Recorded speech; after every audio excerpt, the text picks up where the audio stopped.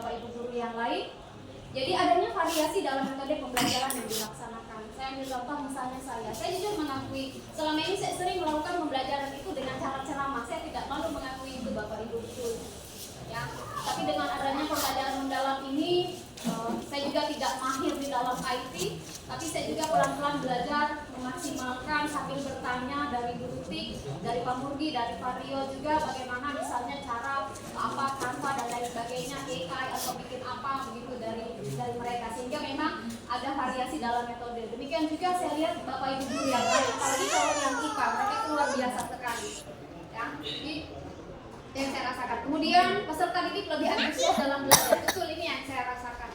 Ambil contoh misalnya ketika kami belajar, mohon izin karena saya mengajarkan agama, ketika kami belajar tentang talenta.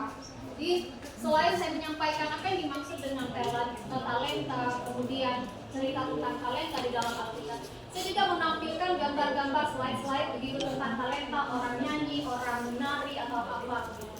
Jadi bagus sekali sih respon mereka. Ketika ditanyakan mereka merespon video itu dengan baik. Jadi dari situ meskipun mungkin bisa dikatakan terlalu cepat untuk menyimpulkan, tapi saya bisa melihat antusias peserta didik ketika memang ada variasi di dalam kita mengajar. Jadi mereka lebih responsif dibandingkan misalnya ketika saya hanya mendefinisikan bahwa talenta ini, bahwa misalnya kamu punya apa gitu ya.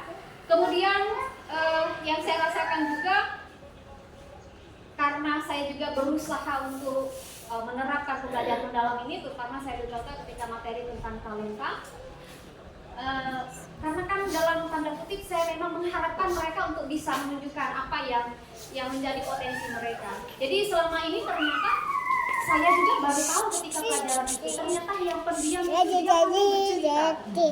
Jadi semacam storytelling, karena storytelling kan beda dengan, ternyata dia bisa ketika talenta. Jadi saya katakan itu talenta, contoh sederhana dari talenta. Lalu ada, mohon izin saya bukan body shaming.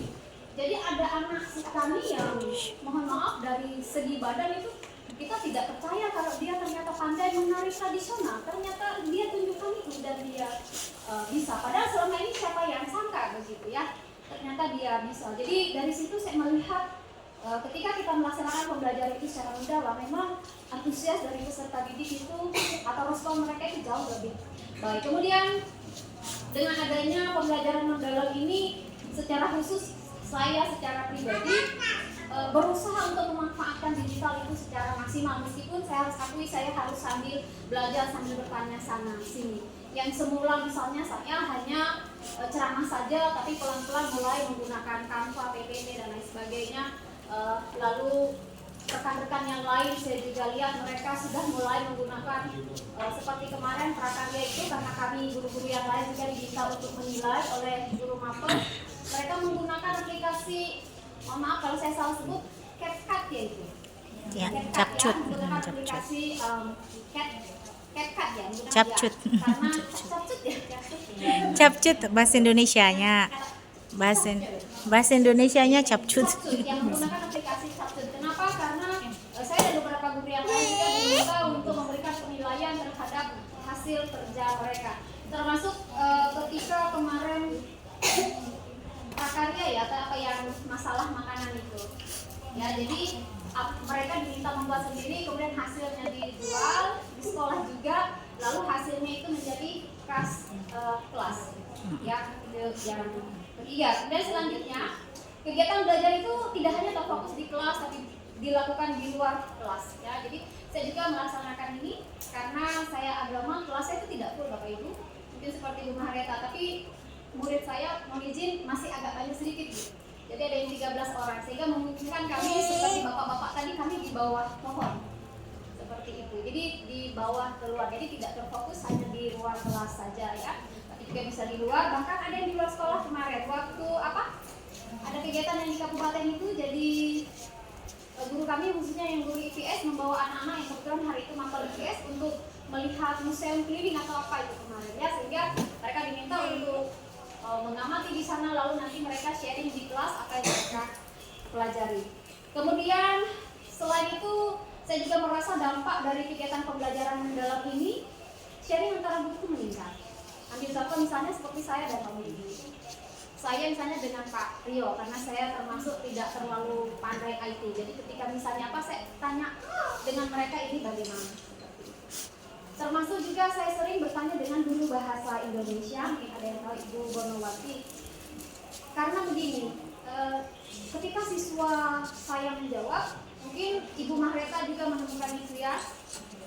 Untuk penulisan Tuhannya, dia, iya itu kan ada bedanya seperti itu. Siswa kami banyak yang masih penyebutan itu menggunakan huruf kecil, sedangkan itu kan apa ya? Itu sebenarnya kelihatan sederhana saja. Tapi itu kan memang tidak diperkenankan seperti itu. Sehingga saya begitu dengan Ibu Bono. Jadi karena beliau memang di bagian situ, saya sampaikan ke Ibu Bono dan saya selalu senang dengan respon Ibu Bono. Jadi ketika beliau masuk, beliau mengingatkan seperti itu, penulisan misalnya untuk Tuhannya, dia, iya begitu.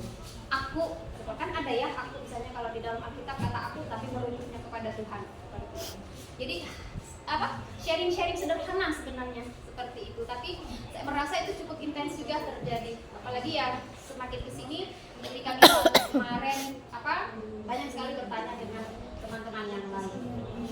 Di bagian ini Bapak Ibu saya ingin sampaikan bahwa setelah mengikuti kegiatan pelatihan ini, sharing, kemudian melakukan praktik pembelajaran, terutama di kelas, apalagi kemarin kita juga sempat membuat video, ya. Jadi secara pribadi jujur wawasan saya itu kan sangat terbuka berkaitan dengan pentingnya strategi dalam membentuk dalam pembelajaran itu goals yang maksimal. Meskipun dalam hal ini seperti yang Ibu Dimas dan Pak Reiko tadi katakan, hasil di sini kan bukan selalu katakanlah hasil akhir ya. Prosesnya itu. Ini kan juga bagian dari goals menurut saya. Ya, jadi siswa misalnya seperti Ibu Mas katakan, mereka tidak hanya tahu bahwa ini ada lombok makan sudah. Tapi bagaimana sampai kemudian lombok itu sampai ke rumah atau ke dapur masing-masing itu juga menjadi bagian yang penting. Sama ketika misalnya tadi saya katakan kami belajar tentang talenta atau apa. Jadi tidak semudah itu, tapi bagaimana mereka juga harus punya keberanian untuk menunjukkan bahwa apa yang menjadi potensi mereka.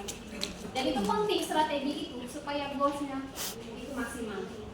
Kemudian yang kedua, grow mindset. Jadi ini sangat diperlukan sekali yang menjadi syarat utama ketika kita ingin melakukan sebuah perubahan. Ya, jadi menurut saya kalau seperti yang sudah diajarkan oleh Bapak Ibu pengajar, ini juga yang harus menjadi syarat bagi kita. Jadi kita yang harus bertumbuh dulu nih. Ya, supaya kalau mau melakukan perubahan, karena kalau kita hanya ingin melakukan perubahan kemudian pembelajaran mendalam ini menjadikan guru itu lebih kreatif dan inovatif. Meskipun saya secara pribadi saya katakan saya juga pelan-pelan, saya juga masih pasang sangat sendiri. belajar sekali Bisa dari Bapak Ibu guru sekalian maupun dari rekan yang ada di sekolah. Kemudian setelah itu pembelajaran mendalam ini benar-benar memaksimalkan keterlibatan siswa dalam kegiatan belajar yang ditekankan. Kalau selama ini, terutama kalau di sekolah kami, saya katakan di awal bahwa metode di sekolah kami sangat monoton sekali, Bapak Ibu jujur saya katakan. Tetapi saya merasa terutama di semester ini pembelajaran di sekolah kami adalah variatif. Dan itu tidak hanya satu mata saja, hanya ada agama, ada penjas. Kalau penjas memang sudah pasti ya selalu. Kemudian IPA, kemudian SBK, ya. Jadi itu luar biasa menurut saya. Terima kasih, itu dari saya mewakili dari sekolah kami. Selamat siang. Silakan nanti kepada baik itu Bapak Ibu pengajar atau rekan-rekan yang lain yang ingin merespon apa yang sudah saya sampaikan ini. Jadi sebagaimana judulnya, saya lebih kepada berefleksi Bapak Ibu berkaitan dengan implementasi pembelajaran mendalam terutama yang ada di sekolah kami.